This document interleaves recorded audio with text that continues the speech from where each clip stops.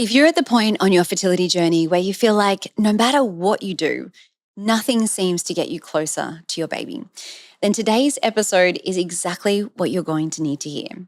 Today on the podcast, I want to share with you what I see as being the most important moment of change on this journey, the turning point that helps you move from overwhelm, anxiety, and hopelessness into knowing exactly how capable you truly are. Welcome to your journey to fertility. This is the podcast that blends science with spirit to give you all the tools you need as you navigate your fertility journey. I'm your host, Jennifer Edmonds, and for the last 15 years, I've been helping women on their journeys to motherhood and beyond. I believe that combining the latest scientific research along with the best energetic and mindset practices will help you to avoid putting your life on hold and bring you closer to your baby. Each week, you'll learn ways to support your fertility and trust your body so that you can stop stressing that you'll never have your baby and finally walk your path to motherhood. This is the Your Journey to Fertility podcast. Welcome back to the podcast, and thank you so much for being here and sharing your time with me today. I'm going to start this episode by saying there is this one question that people ask me when they hear me speaking about my fertility journey and everything that I went through. And it is actually a question that I ask a lot of my students when they come onto the podcast to share their stories as well. And it's the question that everyone wants to know. And that is, the month that you finally got pregnant, what did you do differently? It's that $1 million question, right? Everyone just wants the answer. And I love asking people this because everyone's experience is a little bit different. And sometimes people are going to say, well, I didn't do anything differently, or, I did this, that, and the other. But I actually think that the answer to this comes well before that magic month. It isn't that month I did something different. And today I want to explain exactly what that is and what really leads to that magical month where everything finally works out. Before we get into the episode, a reminder that today I am so excited is kicking off day one of Embrace the Journey. This is my immersive 3-day free live fertility yoga series. This is a way for you to experience firsthand so many of the practices that I share on this podcast, and that the ways that you can really start to support your fertility journey on both that really energetic level, that sciencey level, and allow you to really feel how all of these practices are going to have an impact on your overall health and your fertility as well. I hear over and over again the stress of this journey just takes over every little part of your life, as you well know. And having these tools, the tools that I share through the work that I do and everything that we're going to go through in this 3-day live series this week, I am told consistently that these are the things that make a difference. And I get it because these are the things that worked for me as well. So if you haven't already registered, it is not too late to do so now. All of the replays will be sent to you straight afterwards. So if you are listening to this in real time, it is not too late to jump in. The link is in the show notes. Please come and meet me. Ask me all of your questions.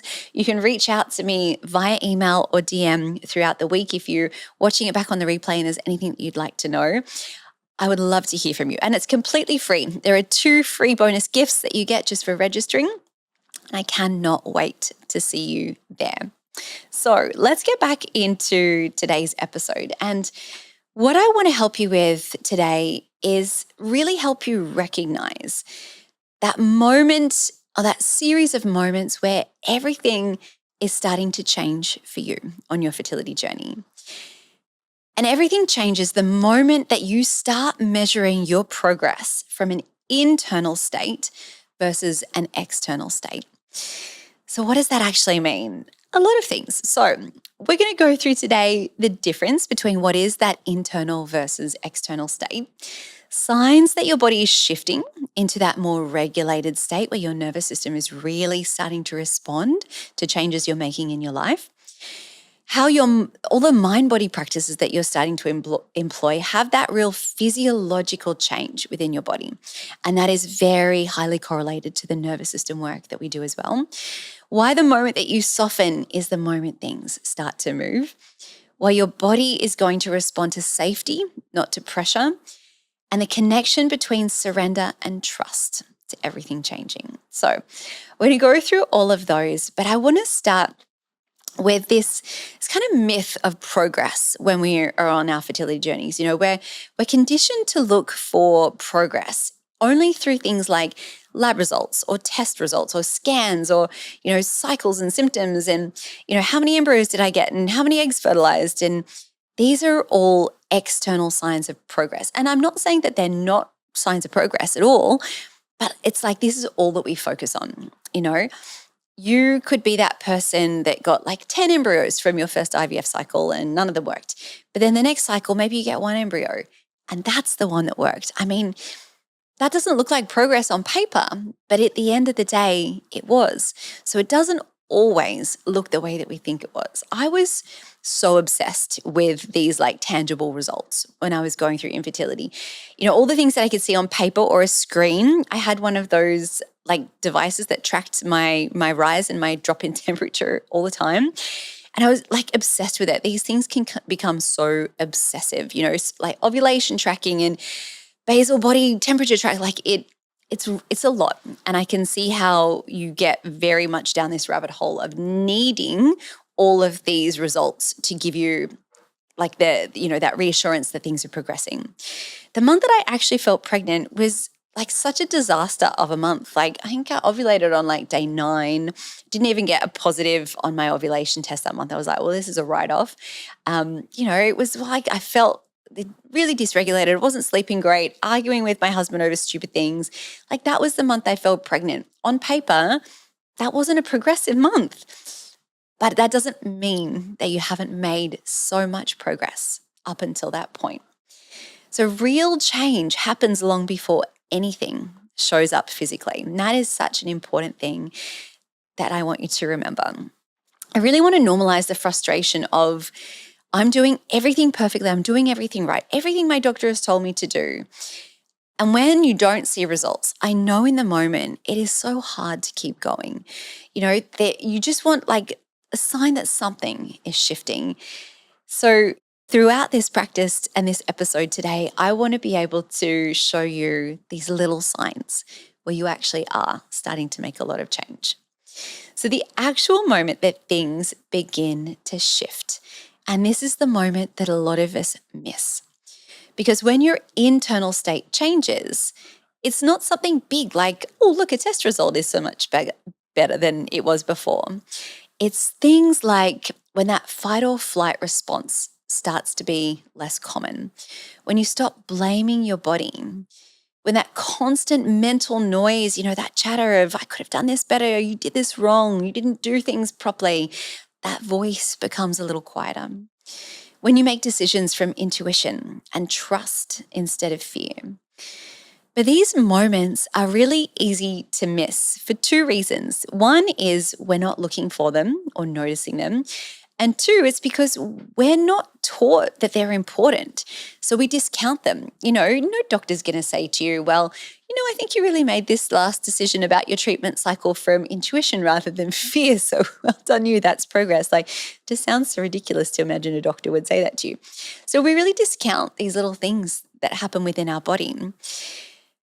But how do we really get there? So how do we get to that state where we're like, okay, we are noticing those changes, that moment where we're like, okay, things are starting to feel different.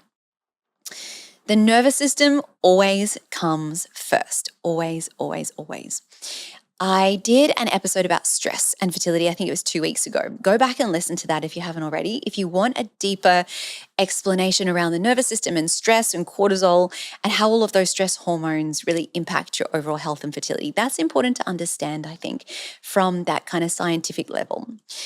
But what I want you to really understand is that you can't make any changes in your life if you are coming at them from a place of chronic dysregulation.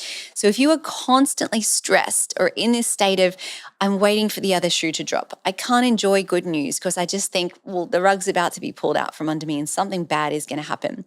If all of these moments of calm and joy are really fleeting and it's always that default state you go back to of anxiety, we need to be able to unwind a little bit of that.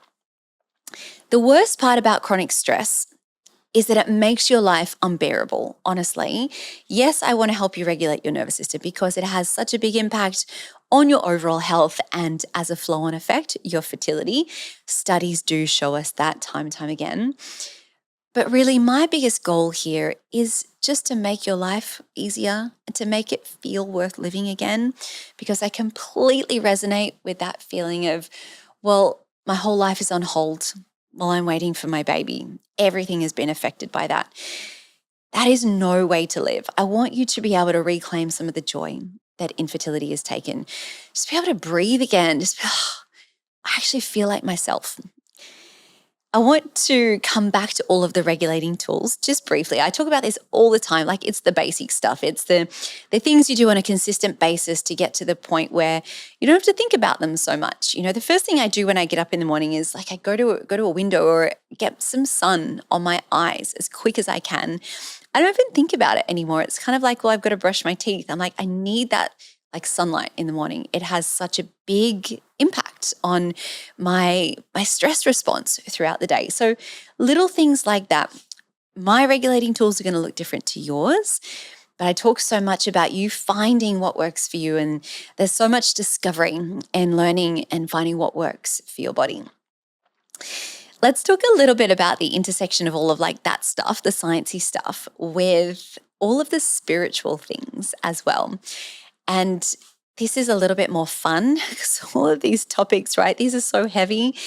And the spiritual side to a lot of this work can be really joyful. And it's something that we don't get taught to do and can actually add that really like fun layer to your life. It makes things feel just that little bit easier.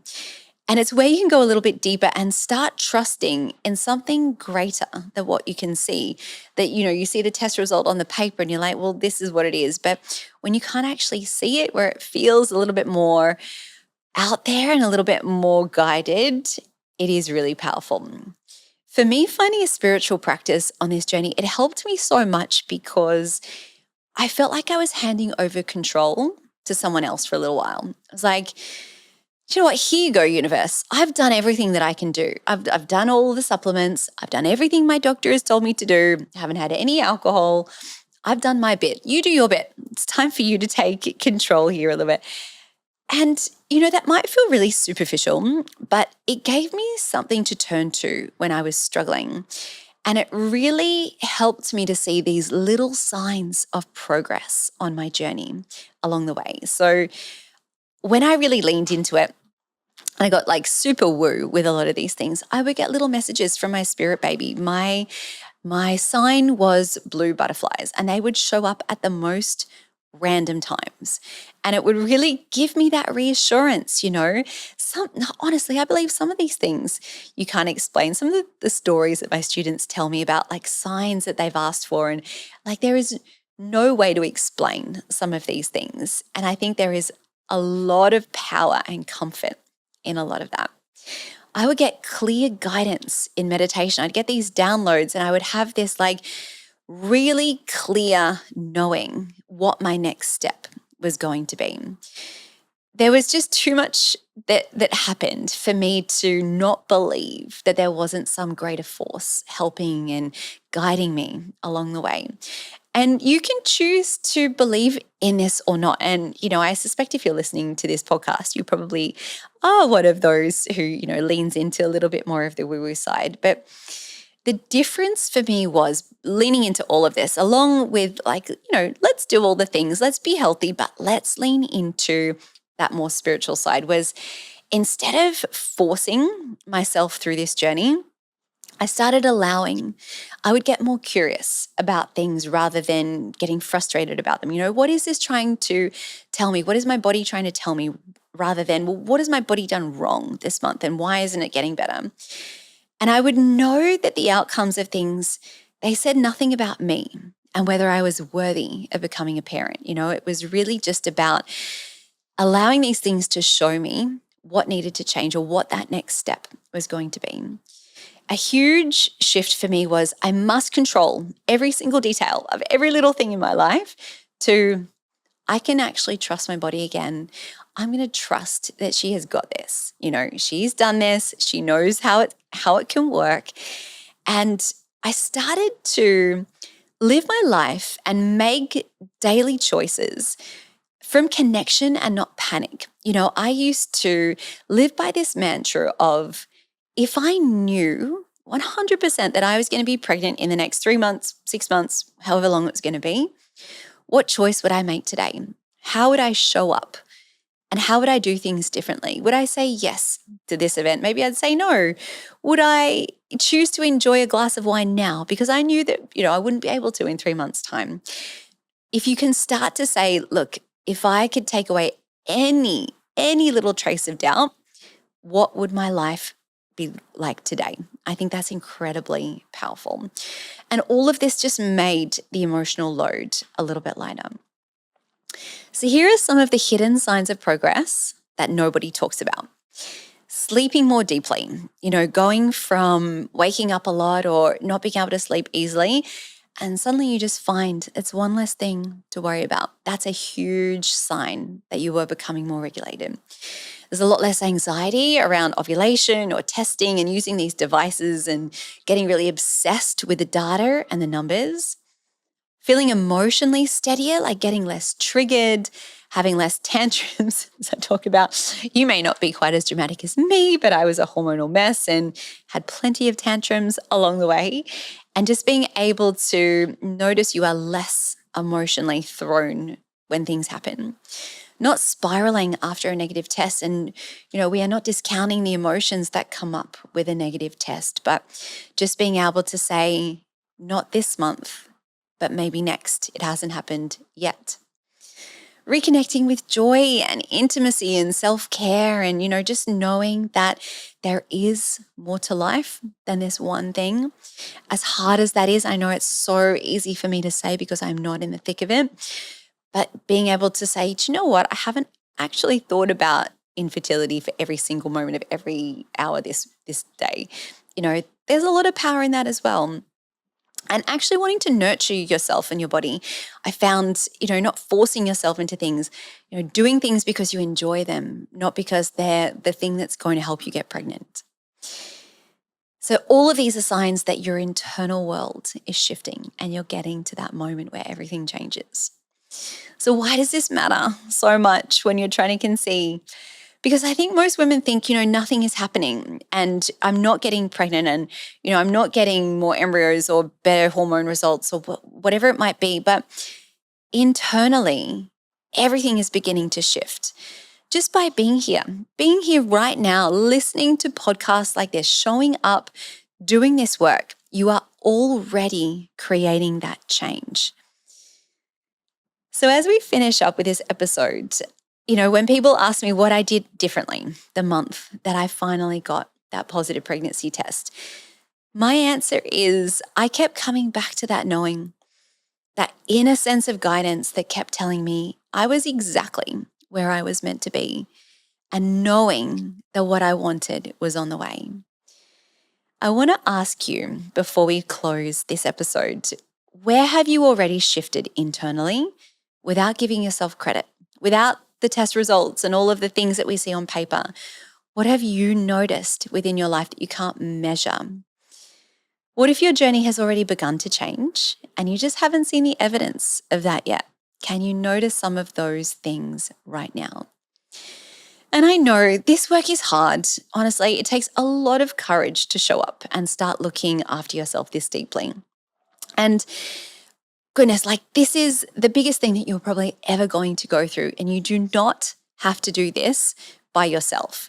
If any of what we're speaking about today or generally on this podcast is speaking to you, and if you are listening to this in real time, come and join me this week inside my free live fertility yoga series. By registering for this event, you also get automatic priority on the waitlist to the In Your Element Fertility Yoga program. Now, this is something that I only open up once or twice a year for only a few days at a time. It is the ultimate mind-body fertility program where you get to have someone guiding you throughout this whole process. You don't have to start guessing, what is that one thing that I need to do today? You have someone showing you every moment of the journey. It's whether you're starting out or if you're trying to conceive at home, whether you're going through treatments, even if you've been through multiple rounds of IVF. It's the most comprehensive program available, and I have taken hundreds of women now through this program who are trying to conceive. And it is honestly like the only thing I wish I had had when I was trying to conceive. I had to figure all of this stuff out the hard way, and I've been able to collate it over years of personal experience, study, and research, and all of the input that I've had from my students over many years, that I've been able to collate this program now and bring it to you. And I cannot wait to share it with you. So if you have any questions about any of that, please reach out to me. Later this week, we have a bonus episode dropping as we continue our infertility stories conversation. So don't miss that.